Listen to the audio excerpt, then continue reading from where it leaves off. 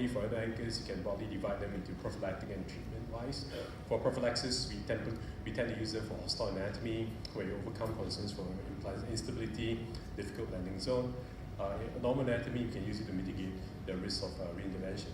Now, with regards to treatment, predominantly we use them to seal acute type 1 endo leaks. You can use it to treat as well late type 1 endo leaks and also augment the stability of migrated grafts. So in our practice, we typically use them for challenging neck anatomy, what we call the hostile neck or the threatened seal zone. We use it to mitigate risk for reintervention in elderly patients and also for a seal of type 1 endo leaks as well. Now, what do we know so far? So these are some of the data that came out last year. It's quite interesting. They kind of changed the way I think about the role of endo anchors. This was actually from a large US registry that showed that not only do you need to get the sac to be stable, but rather you need the sac to shrink, because without shrinkage of the aneurysm sac, it's associated with a poorer outcome just by being stable or when it progresses. Now, if you look at the endo anchors registry as well, it's shown that the rate of sac regression is higher in the patients who received endo anchors compared to those who did not. Additionally, predictors of early aortic neck dilatation is associated with a graft oversizing and large aortic diameter, and endo anchors again have shown some protective effect on late neck dilatation at the US deployment. The only problem we have is that if you look at, again, from the anchor registry as well, that up to 30% of endo anchor implants are actually mal-deployed. That included the early learning curve as well. So if you look at the tick on this point on the part about the mal-deployment, you can see this is actually the picture from the art paper. You can see the purple line on the left side is where the wall of the aorta is. You can see all the anchors actually did not engage the wall of the aorta itself. The second kind of mal-deployment we see is the angulation. You can see that the anchor did not fire tangential to the graft itself.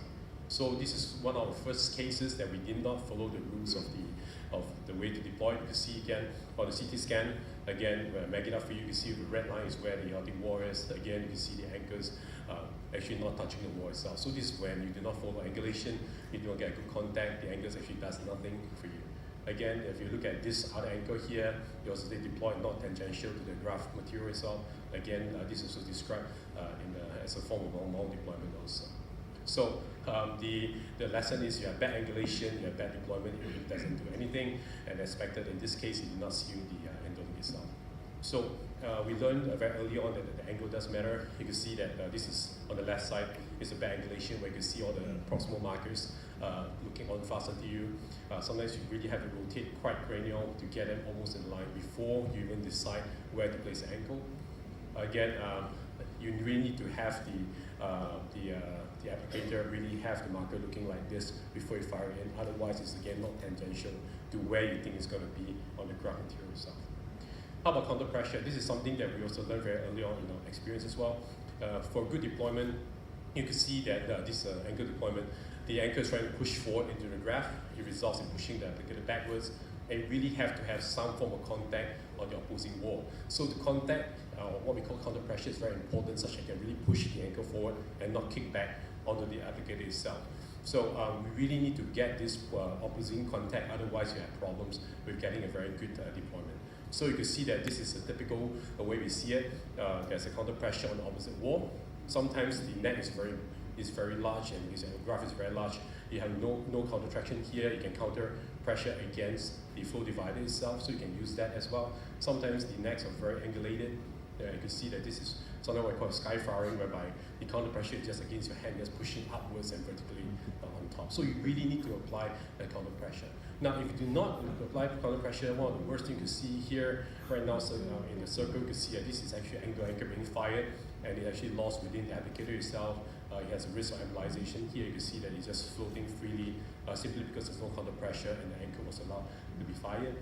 In this case, we just use the endobiliary forceps, you can see on the right side, to just grasp it out of the applicator. But this can be really quite problematic situation that you do not need to have if you follow the correct rules. Now, acute type 1 endo leak, this is what we call the zipper technique itself. This is one of the reasons why we actually do want to keep some endo anchors in the shelf, whether you are using it a lot or not. This is a patient here, angulated neck with acute type 1 endo leak here, resistant to balloon dilatation. It's going to just a mega for you. This is what the neck looks like. You see there's this, the thorax we call it the big appearance, but there's actually extra graft